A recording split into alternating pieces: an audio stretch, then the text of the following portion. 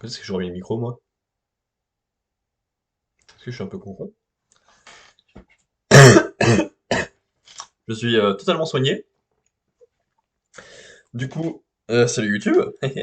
Comment tu vas depuis hier? C'était bien cette tuto du Moe Jump. Non, pas trop.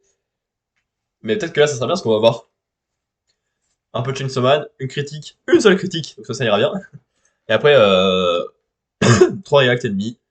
Ça va être tranquillux. On commence sans plus tarder avec le premier sujet, qui est la lecture du chapitre 110 de Chainsaw Man, qui s'appelle Sonnerie nocturne. Tentaculum Yuko. Tu te souviens de moi, Chainsaw Man? Et évidemment qu'il se va se souvenir d'elle parce que nichon, culotte, nichon. Moi, t'es qui déjà? Et toi? C'est moi qui t'ai sauvé. Ya, ne me mange pas. Je vais pas te manger. Il y a malentendu là. Moi, je suis Chainsaw Man et je mange absolument pas les humains parce qu'à l'intérieur, j'en suis un humain. Tu veux pas que je te montre ma forme humaine pour te le prouver? Ah ouais, c'est tentaculaire ça.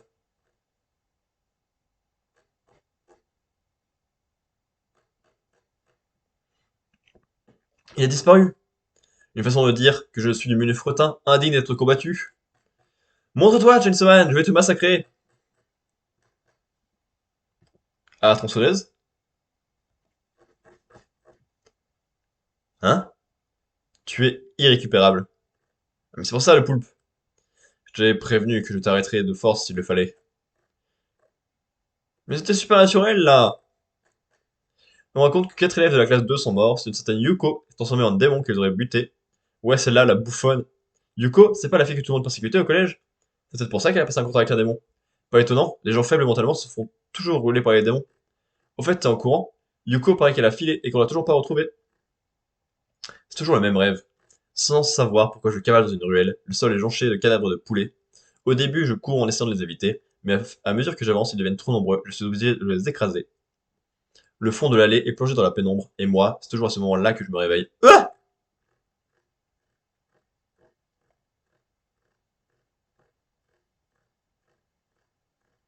Hein? Qui est là? Bonsoir Asa, n'aimerais te déranger si tard. Yuko? N'ouvre pas! Pardon, après tout ça, j'ai réussi à m'enfuir, mais je suis devenu un démon, alors si je te vois devant moi, peut-être que je risque d'avoir envie de te dévorer. Je t'avais pourtant dit de ne pas ouvrir.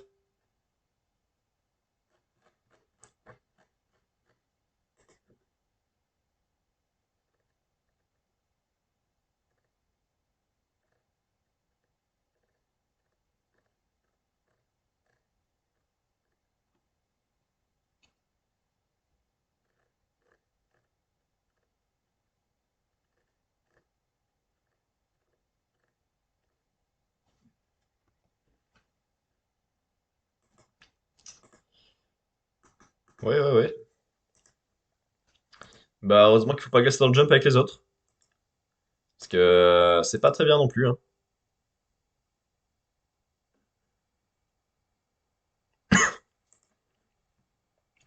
C'est fou que ce soit autant pas très bien la vie. Non, ben, du coup, qu'est-ce que ça raconte? Qu'est-ce que ça raconte? C'est une bonne question. Parce que Chainsaw Man, il veut se dévoiler, mais en fait, il peut pas, à cause de Yoshida qui le protège, comme ça a déjà été dit. Euh,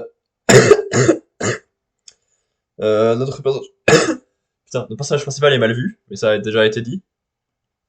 Et sa copine, qui a un peu honte d'être un démon. Bah pourquoi pas, hein? Je suis pas contre. Mais, je sais pas. À un moment, faudra avancer, quoi. Peut-être.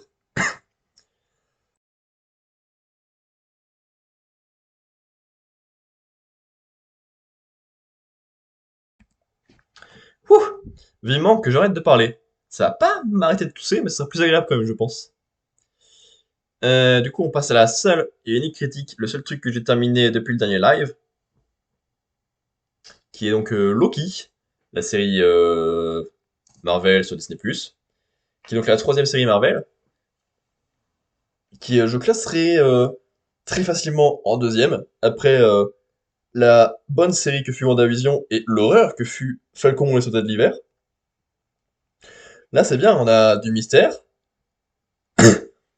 beaucoup de mensonges, parce que on découvre tout un univers très nouveau qui joue sur le temps, sur le contrôle du temps, avec ces nouveaux personnages très attachants comme Mobius notamment. Et après, on parle pas mal de mondes parallèles, d'échos de personnages, donc qui sont la même personne mais avec un petit bout différent, et bah, ce que ça peut créer soit en bien, soit en mal. Vous saurez comment ils s'entendent et de quel personnage est doublé. C'est plutôt beau. Il y a le mystère, l'action, l'humour, il y a tout qui fonctionne plutôt bien. Et voilà, bah, il y a des questions intéressantes sur le libre arbitre, sur qu'est-ce que c'est d'être un Loki, de faire attention à Loki d'or. Excusez-moi pour la blague, il fallait que je change mes scènes, mais ça a fait afficher une autre page. Bref, ça fait plaisir de voir ça. Mais je vois pourquoi, hein. Falcon et le Soldat de l'Hiver, c'est tout aussi intime que ça, ou que WandaVision, mais, je sais pas, vu que ça commence dans l'action, Falcon, ça m'a déjà retiré de base. J'ai jamais réussi à revenir dedans. Je sais pas, et là, il y a une belle amitié. Alors que, bah, Falcon et le Soldat de l'Hiver, c'est basé sur ça, mais il y a rien, juste chacun a un problème de leur côté, ils se débrouillent, et voilà, merci. Là, l'amitié avec Mobius, l'amitié avec deux personnages qui croisent plus tard, elle fonctionne bien. Parce que aussi, parce que c'est le personnage qui est attachant. Bon, Wanda, de base, elle n'était pas spécialement attachante, mais elle était touchante dans la série. Avec ses mensonges de ses références.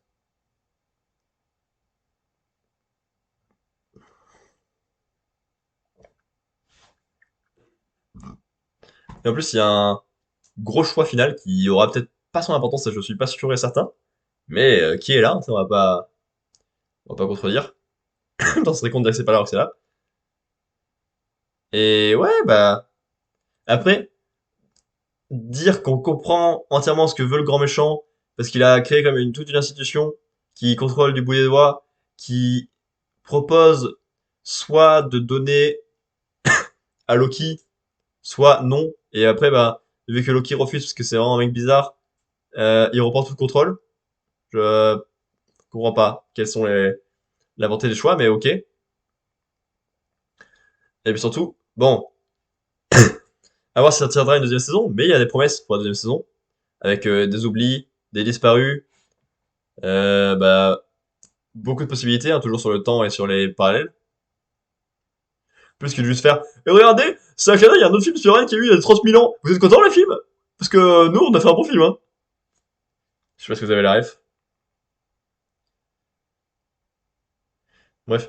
Et du coup, pour défendre cette série, je me rends compte que je fais que parler des autres, soit qui étaient un peu mieux et c'est qu'il arrivait à faire les mêmes points, soit qui étaient horribles et qui arrivaient à faire les mêmes points en mieux ou à les éviter simplement. Pour dire que vraiment, Marvel, c'est comparable qu'avec Marvel. Et que si tu compares avec des vraies séries, des vrais films, comment c'est nul? Je veux dire, là en même temps je regardais rien. Mais si, je suis en train de regarder Advent Time, et je crois que je vais regarder un truc. J'aurai un truc bientôt, je sais plus. J'en ai un peu marre de cette gorge.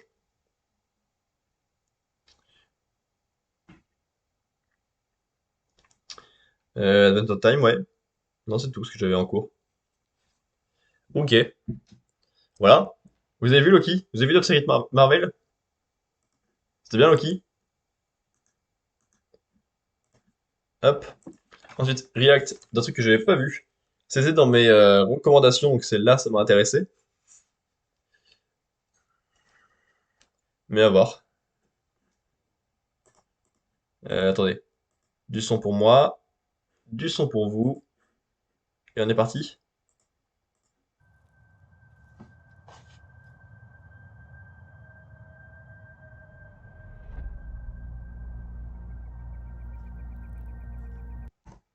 J'ai l'impression d'avoir déjà fait cette erreur. Et on est parti, je disais. Vivement, j'allais me coucher, hein.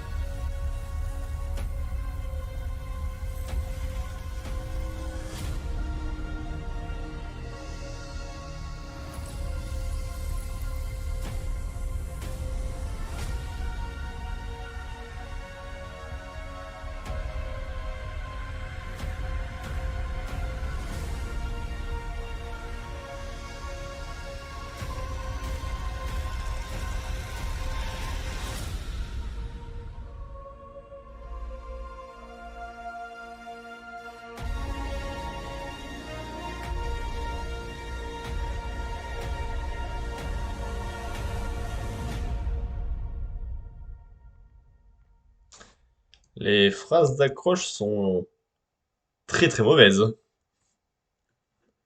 Ouais, il va y avoir un Donjon et Dragon avec lui, trop bien.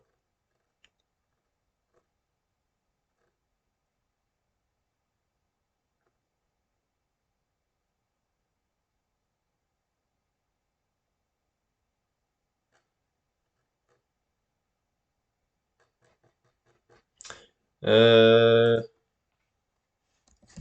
Hunger Games 5. Est-ce qu'on a plus d'informations sur le film?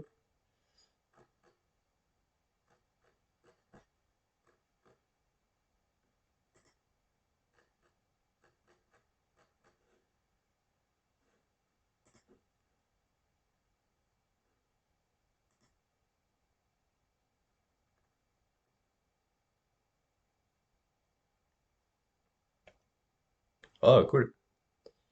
Donc, à la réalisation, il y a Francis Lawrence. Je sais absolument pas qui c'est, qu'est-ce qu'il a fait. Constantine, c'est une légende. De l'eau pour les éléphants, Hunger Games 2 et 3 parties 1 et 2. C'est ça. Red Sparrow, Slumberland, et ensuite ça. D'accord. Bah, je vais que les Hunger Games. Ok. Rachel Zegler, je connais pas. Tom Blyth. Viola Davis, trop bien. Peter Dinklage, trop bien. Hunter Schafer et Jason Schwartzman.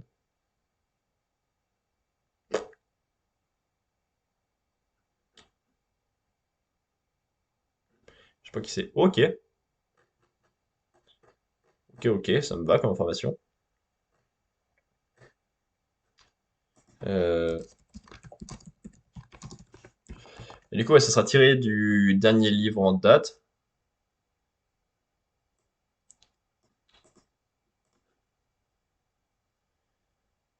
Alors, qui était plutôt sympathique, bien qu'un peu brouillon si je me souviens bien.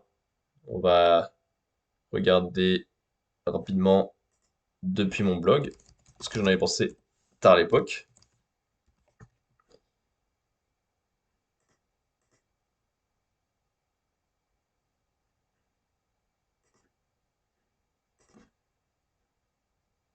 Alors, je voulais plutôt passer en lecture plutôt qu'en...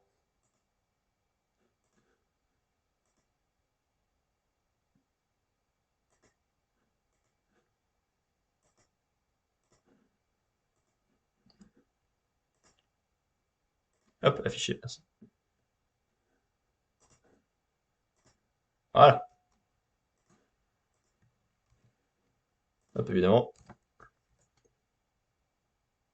C'est cadeau. Alors, qu'est-ce que j'en avais dit? Bon, le synopsis, machin.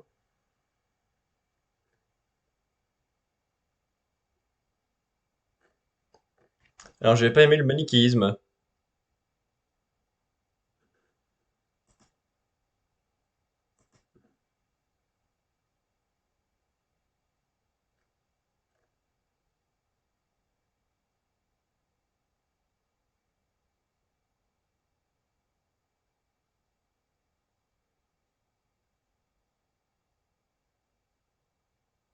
Ok.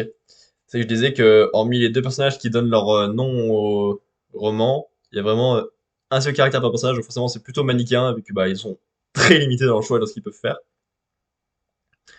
Et le truc, c'est qu'il y avait l'accélération de la fin, donc c'est bien ce que je me disais.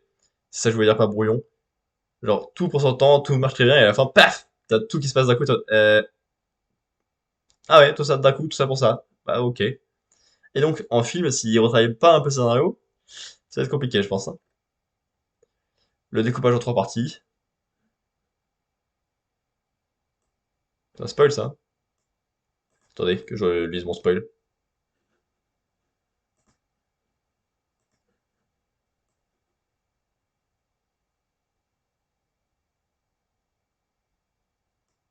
Hein, ouais, ça va. Ça spoil pas grand-chose. Je suis trop con.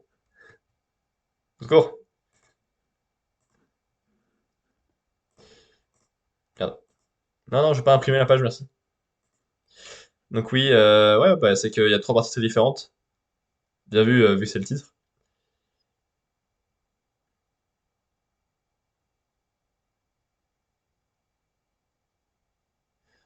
Donc oui, il y a trois parties différentes.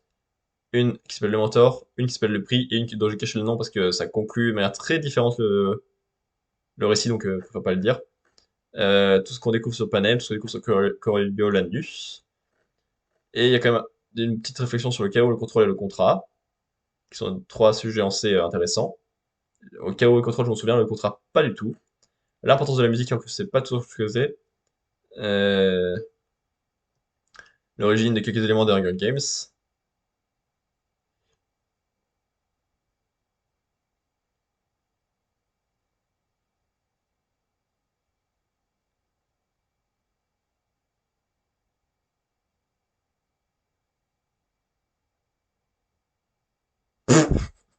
Et qu'est-ce que je racontais? Qu'est-ce que j'ai écrit à l'époque? What the fuck? Ok, les trucs qui m'ont resté, le style d'écriture. Et ça donnait un 15,56 sur 20. Ouais, hormis le fait que j'écrive des points très bizarres, pourquoi pas? J'ai plutôt aimé, mais à faire en film, je suis pas sûr que ça passe bien. Donc Viola Davis, évidemment, que j'ai adoré dans How to Get Away with Murder. Et Peter Dinklage, que j'ai adoré bizarrement dans Game of Thrones. Et voilà, c'était un sujet plutôt plus intéressant que prévu. Et ensuite, il y a trois vidéos, mais c'est tous pour la même chose, je crois. Enfin, pour un univers proche. En même temps, c'est lié à un jeu vidéo, et le jeu vidéo sort vendredi prochain. Découvrez Pictionary Air, un chapeau. Scusi pour la pub. Ah, scusi, Margot la cosy. Bref, c'est bon, on est parti. J'ai vu déjà à quoi ressemble le Pokémon annoncé là-dedans. Je l'ai un peu vu grâce à quelques infos que je regarde sur Pokémon Go, qu'il a pas eu dessus en premier. Mais vu que la vidéo dure 5 minutes, je sais pas ce qu'il y a d'autre, donc ça m'intéresse. Alors, qu'est-ce que je disais par rapport au Pokémon Go? Salut Jacques. Merci de m'avoir envoyé la vidéo. Je crois que ça doit être le Pokémon dont j'ai entendu parler. Alors, Il est Jacques et aperçu Willow par qui les sont doublés dresseurs là. et les dresseuses du monde entier. J'avoue être surpris, professeur. Je pensais pas qu'un mordu d'or surgirait du côté de chez vous. Bon, du d'or. Mordu d'or. C'est Il est donc mignon, comme je ça trouve. qu'il s'appelle. On dirait que le coffre dans lequel il se cache fait partie de son corps. Et les pièces qu'il transporte ressemblent à celles qu'on a trouvées ici. Effectivement. À Paldea, j'ai déjà aperçu certains mordus d'or dans des coffres. Et d'autres, non. C'est très bien. Hmm. Ces trucs tout J'en gris, ai tout vu là, aucun caché dans un qui ont coffre pas grand chose de ici. spécial, qui sont mignons, que ça marche bien. Curieux, c'est que personne n'a jamais réussi Ah, à la petite pièce. capturer ceux qui ne sont pas dans un coffre. Ah ouais, Dès qu'on s'approche d'eux, ils lâchent leurs pièces et ils s'enfuient. pas cool. Je ne pense pas en avoir vu agir de cette façon par ici. Vous savez, il existe une drôle d'histoire à propos de mordus d'or et de ses pièces. Donc il faut être encore plus discret Commencer dans sa avec son une coffre. pièce mystérieuse. Ça fait penser aux présentations de personnage de Fort Boyard, ça. Un jour, Et c'est pas un compliment. alors qu'elle se promenait, une petite fille ramassa une pièce. Oh, en voici une autre, s'exclama-t-elle. Il y a quand même un truc à côté de la pièce là. Tiens, qu'est-ce que c'est? Lorsque l'être mystérieux remarqua la petite fille, il s'enfuit par une porte qui se trouvait là. La petite fille s'élança à sa poursuite et tomba sur un coffre au trésor. Tapi dans l'ombre, l'être mystérieux l'observait avec curiosité. C'est alors que le coffre s'ouvrit et un regard croisa celui de la petite fille. Oh, Elle glissa alors une pièce dans le coffre. Et d'une! Puis, elle saisit une autre pièce, qu'elle plaça aussi dans le coffre. et le 2. Et de deux! À nouveau, elle glissa une Eh, j'ai déjà vu la vidéo ou quoi? coffre. Et le 3. Et de trois!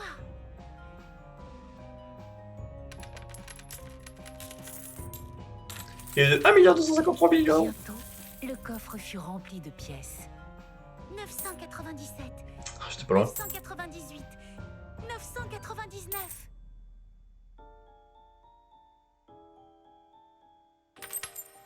Mille.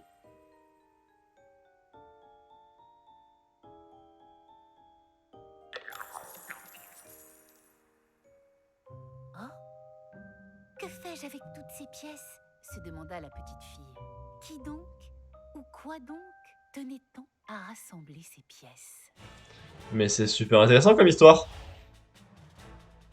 Quelle histoire intrigante! Peut-être nous aidera-t-elle à en savoir plus? Je l'espère. Si on en croit ce qui est raconté, les mordus d'or cachés dans un coffre ne se déplacent pas. Ils se servent des humains pour rassembler des pièces. En revanche, ceux qui ne sont pas dans un coffre ne manipulent pas les humains. Peut-être peuvent-ils chercher les pièces par eux-mêmes. C'est tout de même étrange que des Pokémon de la même espèce agissent de manière si différente. Vous ne trouvez pas? Si. Et puisqu'ils agissent si différemment, on devrait peut-être les considérer comme des formes distinctes. Et si nous leur Ouais. trouvions des noms? Bonne idée. Voyons voir. Je propose forme coffre. Pour celui qui est Waouh. caché dans un coffre. C'est bien trouvé ça. Ça a le mérite d'être clair. Et pour celui qui se déplace, forme marche? Ouais, c'est parfait. Donc tu m'as dit que personne à Paldea n'a jamais réussi à capturer un mordu d'or sous sa forme marche, c'est ça? Tout à fait. Et si j'ai bien compris, chez vous, il ne s'enfuit pas, mais reste à côté des personnes qui ont trouvé des pièces? En effet, et je pense qu'on devrait pouvoir en capturer si on profite de ce comportement. Ah, j'ai hâte de me lancer dans ces recherches. D'ailleurs, as-tu d'autres infos à partager sur les mordus d'or? Bien sûr, je vais faire de mon mieux pour vous aider à en capturer un sous sa forme marche. Merci. Ça fera plaisir à beaucoup de dresseurs et de dresseuses. Au fait, à propos de ces pièces, Oups, la cloche a sonné. J'ai cours. Désolé, professeur. Je dois filer. ah, c'est brave Jacques, toujours à courir après le temps. En tout cas, grâce à lui, Ah, putain, tu je branles sais rien. plus sur Mordu d'or. Je lui enverrai une jolie carte postale pour le remercier.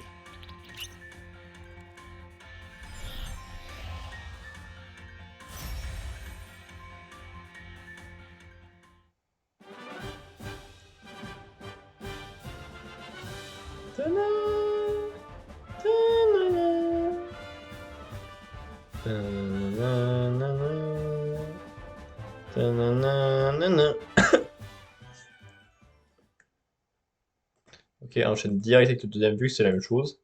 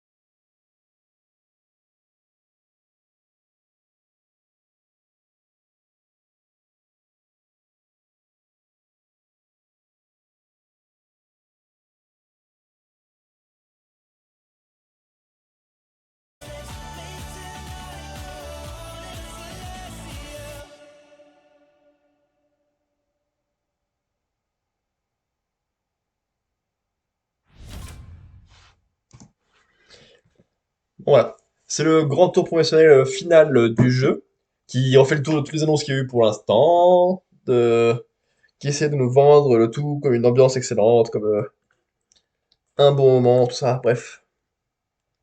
Une grosse pub finale importante, utile, nécessaire, logique, tout ça, tout ce que vous voulez.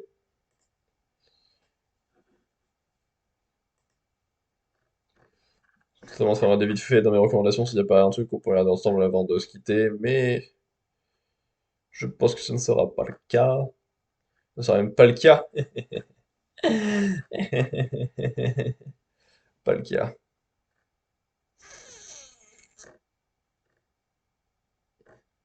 Ouais.